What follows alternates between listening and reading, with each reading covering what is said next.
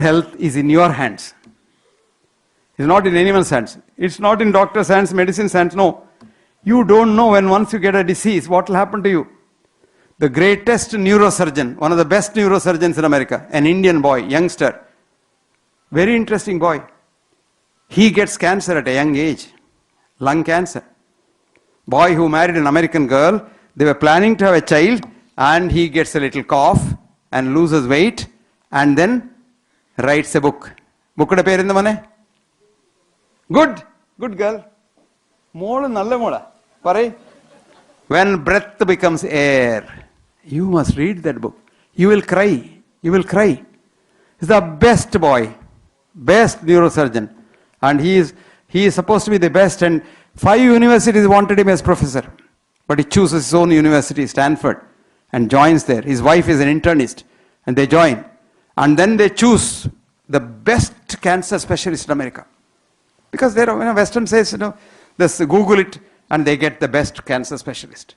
And this girl says, don't worry, your cancer has 3 treatments. 1, a tablet a day, 20 years life. If it fails, chemotherapy, 5 years of life. If it fails, radiation, surgery, another 5 years of life. So you have another 25 years of life, you can plan your family. Husband and wife plan for a child. And she becomes pregnant. Tablet fails, chemotherapy fails, to cut the long story short, he dies. But before dying, he writes this book. This boy has done masters in English literature before going to the medical school in Yale, and he is a fantastic English, I tell you. This is a book worth its weight in gold. When breath becomes air. What a beautiful thing. When breath becomes air is a poem written by Walt Whitman, and the same poem's title he takes for the book. And if you read that book, you know this relying on doctors, medicines, and things like that is like relying on the devil. You rely on yourself. You say, let me not get cancer. If I get cancer, God only can help. I mean, if money can do and treatment, Jayalalitha would have died. Would she have died? She shouldn't have died. Because she can command anything in the world. But then, it has limitations. That is why don't get into a situation where you go into that what is called the mortuary, pre-mortuary, that is intensive care unit. Ultimate destination is the mortuary, but before that you go through the intensive care unit so that you drain yourself of all your savings and your other things. So, lifestyle. What a beautiful saying. Very simple, very simple. Eat half of what you want to eat. Supposing you want to eat 4 idlis, stop at 2 idlis. You will live probably another 20 years longer. Studies showed rats fed full stomach lived half the time of rats just fed half stomach. Can you believe that? So stop when you think you can eat equal amount. And eat in moderation, and don't have any restrictions. Who told you must have a breakfast in the morning, a lunch in the afternoon and evening? Nothing. Whenever you feel hungry, you eat something. When you don't feel hungry, don't eat nothing. So eating at, in the olden days, one pediatrician killed a lot of children in America. He said, time feed a child. 2 o'clock, breastfeeding. 3 o'clock, something else. 4 o'clock, something else. Then when a lot of children died, he said, I'm sorry. Child knows when it wants food. It cries. Feed it. Don't overload it. There are even now Western aping Indian mothers who feed by the clock. Don't do that. You also don't do that. But one good advice which I gave yesterday is good. Don't eat after the sundown. These Jains, the Jiten and all, they don't eat after sundown. They call it as palahara. That means they eat everything other than rice. That's Alona. That's what happens. But anyway, we had a lot of good ideas. Don't eat. Number 2, help as many people as you can. Each time you help somebody, that fellow will not be grateful to you. Forget it. He'll be ungrateful to you. But you are benefiting yourself. Because your body is built in such a way that paropakarartham idam shariram. You are here for others. And so try to do good to everybody. But the minute you do some good to somebody, follow Jesus. Let not the right hand know what the left hand does. Forget. And if you forget, you're happy. If you don't forget, and if you say, okay, I help B.M. Hegde, and when B.M. Hegde harms you, you feel terribly bad. And there was Ashutosh Mukherjee was a great teacher in Bengal. He was told one day, by, he was an old man, somebody said, see, so-and-so was bad-mouthing you so badly. Then he smiled. Here, I am telling you the truth, why are you smiling? He smiled and said, no, I am only thinking, when did I help him? Because if you don't help somebody, they won't bad-mouth you. So you forget, but help you must.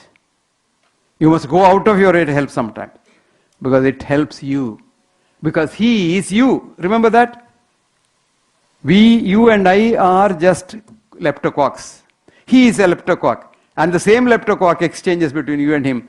And the same consciousness and same mind, and his mind and your mind are connected. So if you help someone else or someone else helps you, he or she gets the benefit out of it. And that's the next thing that you do. Ayurveda is so good. Nitya, Hita, Mita, Ahara, Sevi. In moderation, what you like. A lot of people say, you'll sit down there and say, does it have cholesterol? Does it have this, that? That itself will give you blood pressure. Whether it is cholesterol or poison, you eat it, finished. And this eating that we have been doing, our ancestors have been doing, has come by what's called observational research. Why didn't people eat some poisonous fruit? They have seen over thousands of years that eating that fruit will kill you. And how did we choose? Who told you to eat rice? Who told you to eat wheat? Like, for example, why do you eat potato and sweet potato? Solanaceae plants are there in the wild for 500 varieties, but only 2 varieties you eat. The rest of them are all poisonous. So we are so lucky. There's so much research in the past. Today's research is what? Measuring things. You know what it's called, the Western research called? Fishnet hypothesis. How many of you know what is fishnet hypothesis? Really? John von Neumann is a great, Hungarian-born American chemist who got the Nobel Prize for chemistry. He said, fishnet hypothesis. Ichthyologists, fishes. These fishes went to the sea to study fish. So they caught fish, came back to the laboratory, used a vernier caliper, measured everything up and down and said, one conclusion. What's the hypothesis? All sea fish are bigger than 2 inches in length. That became a proposal, it became hypothesis, then became thesis, and then became a theory. That's how science is. You know what is thesis? I asked a lot of these PhD students in the exam, I said, what is thesis? Thesis, sir, is writing about, sir, this is a dissertation, sir, it's this, sir. But what is the meaning of the word thesis? Thesis, sir, thesis. This is how we study in our schools. Just mug up. Do you know what thesis is? Thesis is a table in the king's court in the olden days.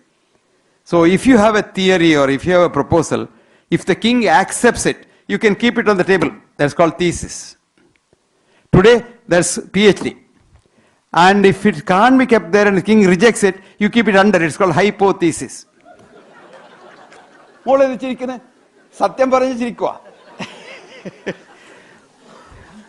the truth.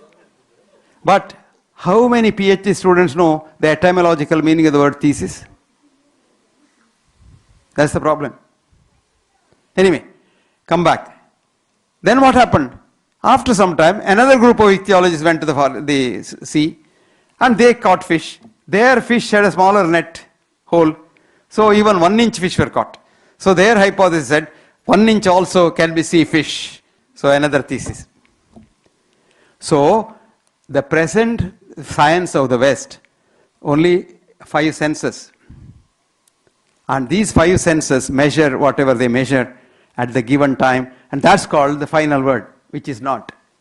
And if you go with the smaller net to the sea, you can get 1/2 inch fish also. It's called fish net hypothesis. Please go and read that fish net hypothesis. Read a little more and then you get, what all things happen in this world, you just don't know. This world is not what you see. Remember that?